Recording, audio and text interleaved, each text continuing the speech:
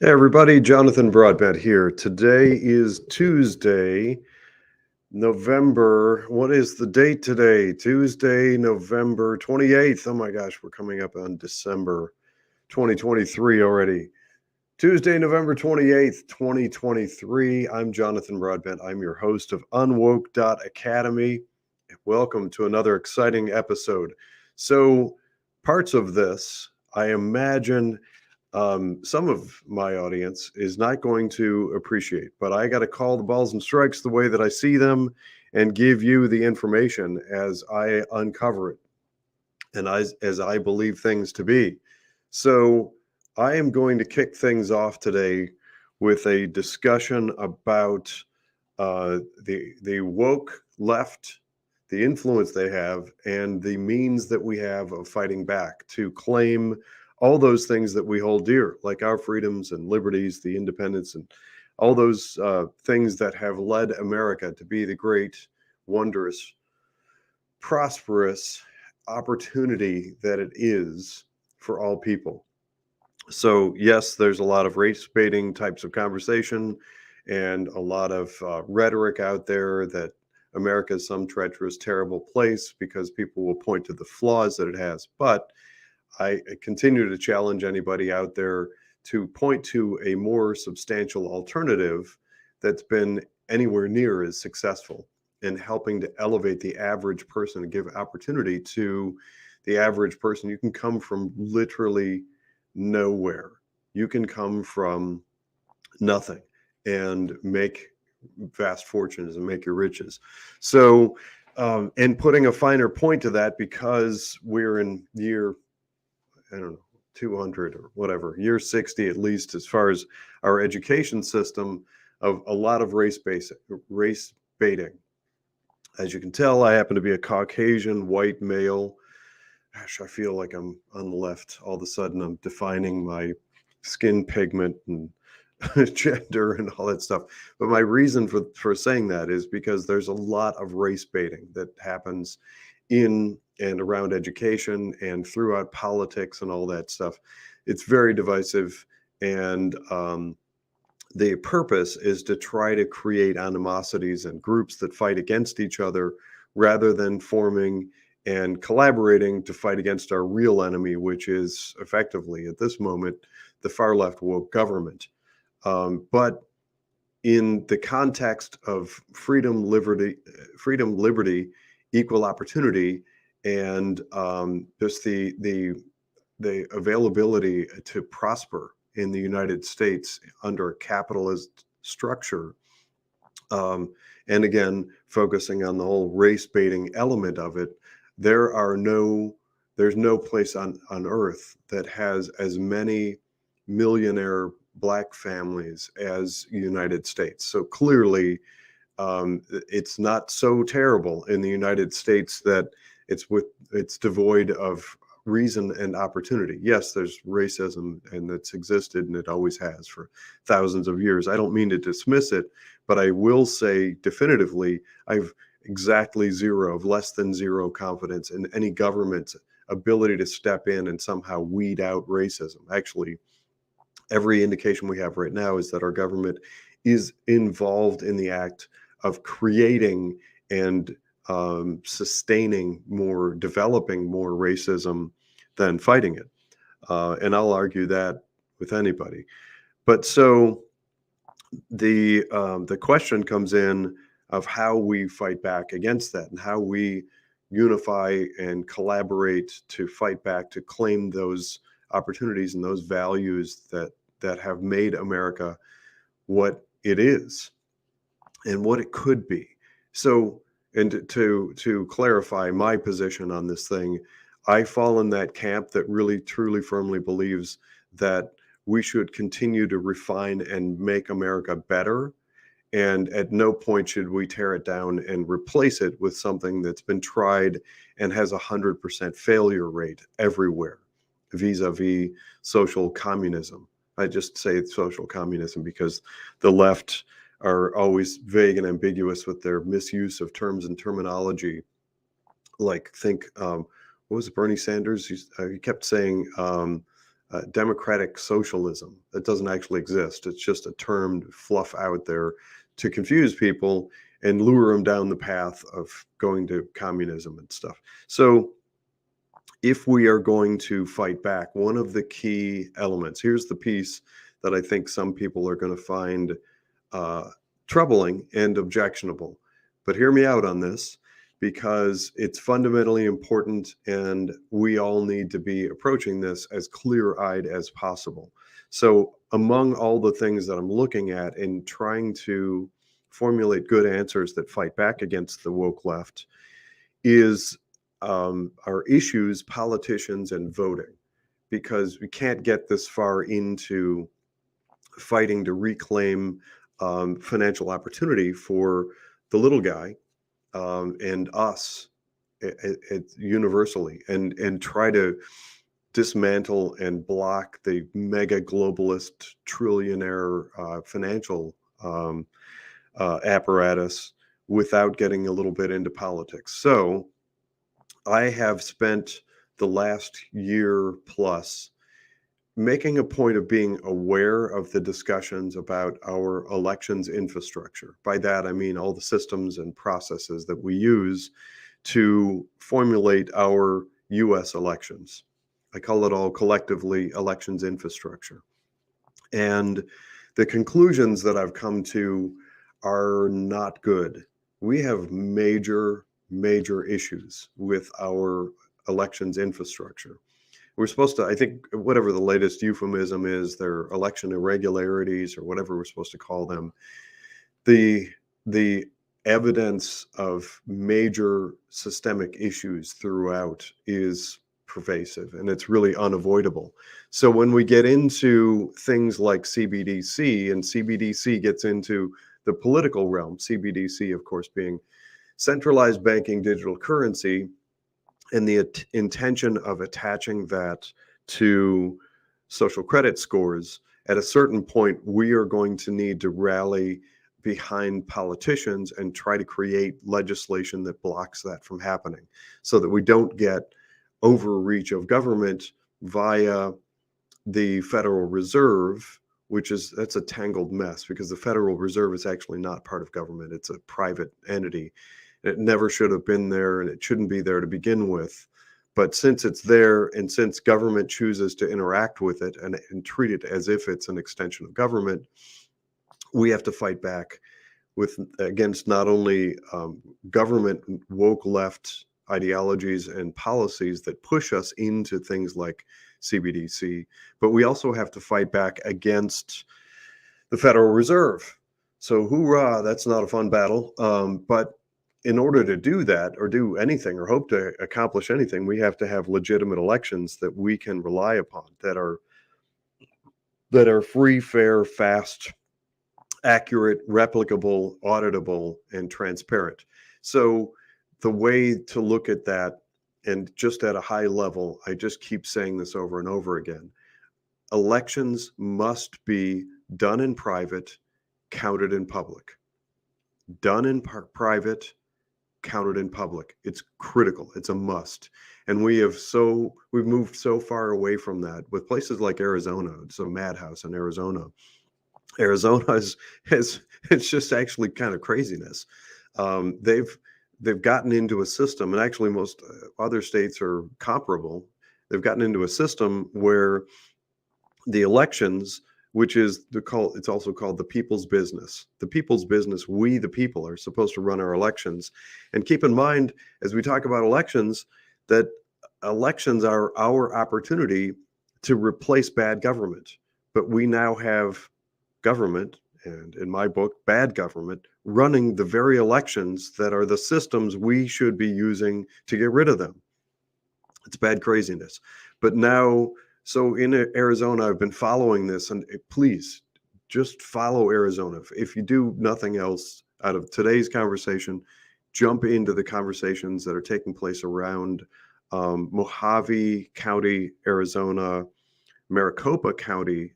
Oh my gosh, that's probably the worst mess in the United States right now, what's happening in Maricopa County. And their state attorney general and all this stuff. So there's lots of stuff. You'll find it all over social media. People are talking about it like crazy. And then there are a bunch of other places like Fulton County, Georgia.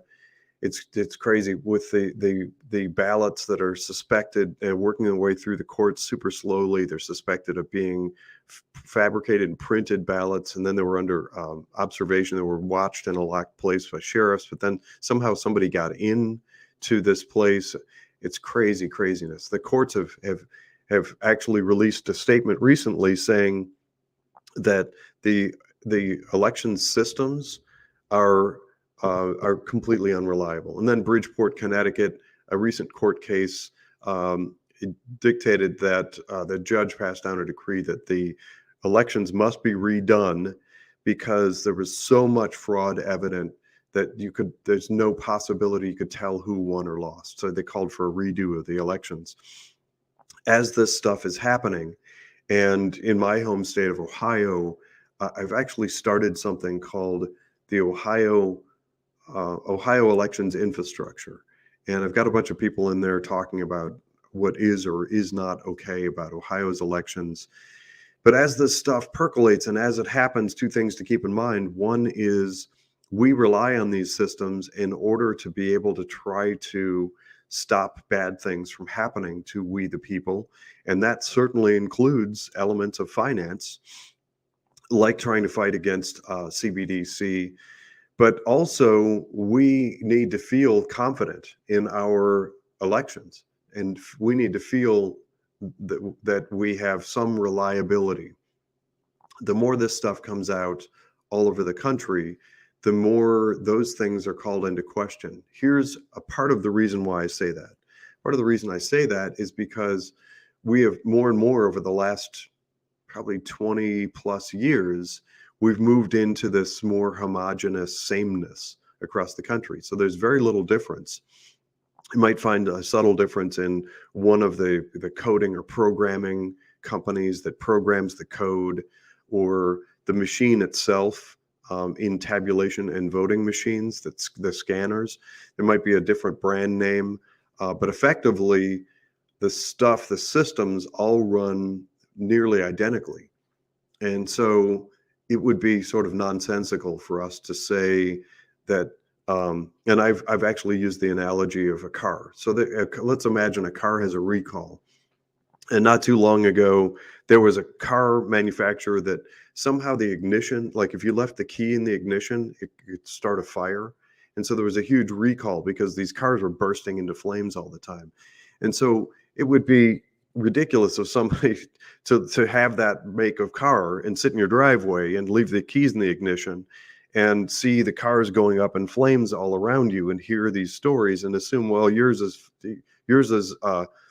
probably fine because you're in your driveway. That's kind of it's a short-sighted way of looking at the thing. We in Ohio, we have virtually identical systems. And in fact, I think in parts of Ohio, they're exactly the same systems as are being called into question in these other parts of the country. So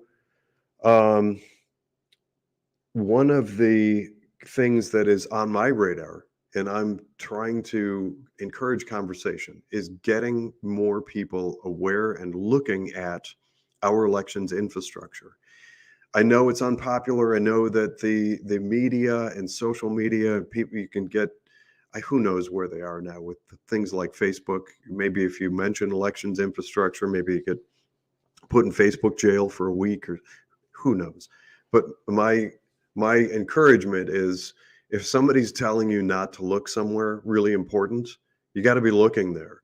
And if media organizations, social media and all that stuff is applying tremendous pressure to stop people from talking about our elections infrastructure, it tells me that that's where I need to be looking. And so I am. Join me if you want. If not, and you don't want to be participating in the conversations about elections infrastructure, I'm sorry, but I'm at that point now. I've learned enough. I got to say, shame on you. You really, I'm sorry. I'm trying to be nice. But anybody who is denying our ability to talk about it, that's crazy. We talk all the time about our politicians, our police and military, whether or not we like them, what we like and don't like. There's a lot of talk now about the FBI and whether or not the FBI is a good or a bad thing. If we, the people, are going to dissect the things that impact our lives, we cannot exclude discussions of our elections infrastructure, especially given the array of counterintuitive stuff. Like, for instance, you may not know this, but with the elections, the digital machines, people call them, the computerized systems that now run our elections, did you know that the hardware, the actual physical hardware of the machines, is categorized as proprietary information? So we, the people, are not permitted to look at it. We can't see what it is. It's actually, I think it's a violation of federal law. And that includes judges and boards of elections and stuff. I think they get in big trouble if they actually look at the machines that they're telling everybody to feed our trust into. The software, that's the code and everything that runs the software that runs these machines and calculates stuff, that also is marked proprietary. We're not allowed to see it. So when we look at things like operating systems and email servers and all that stuff, the big trend over many years has been to open source that, which means make it visible to the public so the public can view it and look for malicious software or tracking, anything, you name it, malware. So as the whole world has gone in the direction of just trying to be more open and transparent, our voting systems have moved the opposite direction. So remember what I said, vote in private, count in public. We now have a system where the machines and the software is proprietary and we're not allowed to see it. But then there are weird things that go beyond that. Sorry, I'm drilling down more than I intended to, but this is a really important topic. I'm hoping you follow some of these threads. But there are things that are called jump drives. It's a little computerized drive that can move from one computer to the other, and they're used in the voting processes. So we have the actual paper ballots, and then we have a digital electronic version of that. And both of those are supposed to have this chain of custody, which means somebody is acknowledging they've looked at those papers and they sign off that at such and such a time they pick up X number of ballots and they have one thumb drive or jump drive, people call it, and they are transporting it to another place. And then that place, when they get there, there's another sheet to sign that they're dropping off the exact same number. And that's for the protection of we the people. That is fundamentally broken. There are places all over the country that are just ignoring that. And so people just show up with whatever at whatever time, and they just drop stuff off. And when we go to look at the chain of custody, there's stacks and stacks and stacks of empty sheets that nobody has signed. So they're not telling us how many were dropped off. It's all of that stuff is bad craziness. And then in Arizona, I mentioned Arizona earlier. Follow them. I'm telling you, follow Arizona. So in Arizona, it gets even crazier because Arizona has brought in a whole bunch of third parties. So the people of Arizona, and this is really kind of all of us nationally, they've given over responsibility of running the government, of running the elections that allows we the people to replace government to the very government that we should have opportunity to replace via our vote. That government has then outsourced a whole bunch of stuff to third parties. So these third parties in Arizona, get this, it's like who's on first with Abbott and Costello. So Arizona has said that because they're third party, that citizens' requests for information don't have to be followed. So what's called, it's often referred to as a FOIA, or Freedom of Information Act requests. And so all sunshine laws, all the laws that allow open records, and for the citizens to ask for things like video of the counting facilities and those chain of custody reports, all those things. There's a bunch of them that the state of Arizona is now trying to argue ridiculously that those are outside of the purview of the people of Arizona. They can't ask for them because those are third party, and third parties are not subject to requests for information. That's so far removed from the way true elections work. It's preposterous. It's just pure, unadulterated insanity. So as we look at those things, and as I continue to advocate for, there's another piece to this. So a whole bunch of different state legislators all over, including Ohio, have been in contact with me regarding legislation to try to block CBDC and ESG and social credit score, all that stuff. There are many states that have at least enough political wherewithal to try to create blocks to stop that bad stuff from entering the state using political force and political will. But I can't help but wonder in that environment, and I keep asking them, like, what do we do if there are, and there certainly appear to be major issues with elections infrastructure. I think we need to be tackling both simultaneously.